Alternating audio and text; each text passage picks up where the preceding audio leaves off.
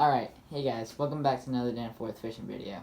So, as you guys can probably tell, I have not posted in like 2 months because this whole coronavirus thing is just crazy.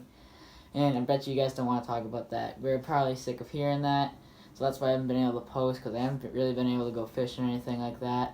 So, let's just forget about that, and yeah, so let's get into the video. Okay, so as you guys can probably tell by the title, we are going to be going over the top 5 spring baits for the 2020 bass fishing season. So my first bait, these are all my preferences right here, so I don't want people in the comments being like, oh no, that's not right. Well, this is what I think works. This is what works for me, so this is what I'm going to be talking about. So coming in at number 1 is the spinnerbait. So the spinnerbait right here, I use it in a variety of different colors. I got this bluegill pattern right here, and this like shad or like minnow, anything like that, like little bait fish. So the bass, they're going to be feeding on schools of fish right now. They're trying to get, the males are trying to get big, and so they're going to be, the males are trying to get big before they have to go onto their beds, and they have to guard the eggs in spawn. So this right here, this is going to be priority. They're going to be feeding on these. They want to feed on the schools of bait fish, maybe even bluegill. So you want to throw these, and yeah, big bass will come and eat these.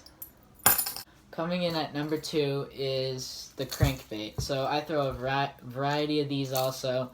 I throw this, which also resembles a shad, and then this is like a craw color right here, and then we got this other one right here.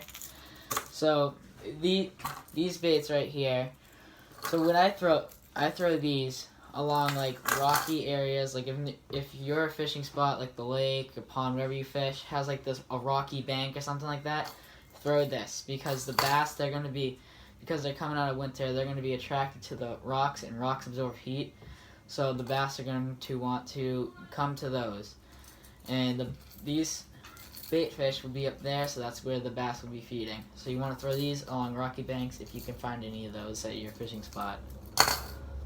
Coming in at number 3 is a jig. So what I like to do with the jigs, I like to just flip them into the water along banks, and even if you see wow. Now, there's a storm going on right now, so if you guys hear something, that's what it is. So these right here, I like to flip them onto beds if I see them. That's in like spawn. And I also like to just flip these. I'll put a craw on the back, or trailer. I like to just swim them slow, have a slower presentation for those bass that are still finicky about coming into winter to spring. So that's what I would throw if you want to do a slower presentation, because these right here, they're more faster presentations. You could work them slow, but they wouldn't really look as good in the water. Okay, so my 4th bait that I recommend throwing is a crawfish. So these crawfish, Crawdads by 10,000 fish right here. These, I like these colors. They're infused with like salt and scents and all that. So these right here, these will work perfect for if you see beds, you want to just flip these into the water. Just like the jig, you can put this on as a trailer. And yeah, I like to flip these into the water and see if a fish would like to eat that, because if this is on a bed, the bass are going to be guarding their bed, and they don't want the fish to eat the eggs or the crawdads, whatever. So this right here, you want to flip it in there. It'll resemble something trying to eat the bass's eggs during spawn. And the male bass will come up and they're trying to protect it, so they'll either swipe at it or they'll eat it. And if you like flip it in there a couple of times, the bass will eventually eat this.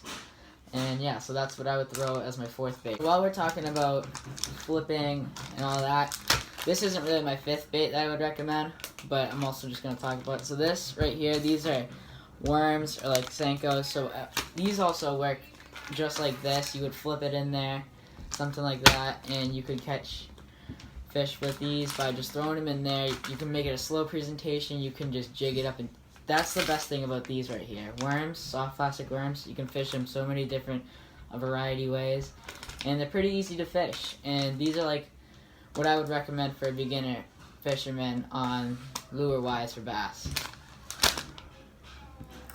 Yeah, I just spilled some rocks from this old fish tank in here. Yeah, this video is going real well. I'm like, I should just totally become a pro.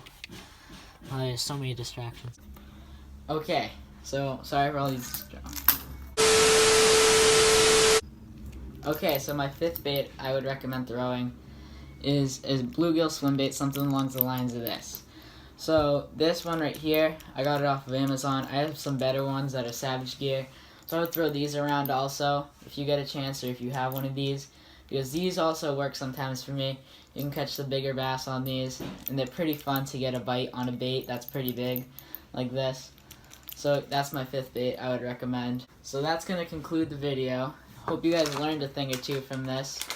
And if you guys like these type of videos, like tip videos about lures and how to fish certain things, I will do a bunch of those if you like those, because trust me, I got a lot of time on my hands and I don't think I'm fishing for a while.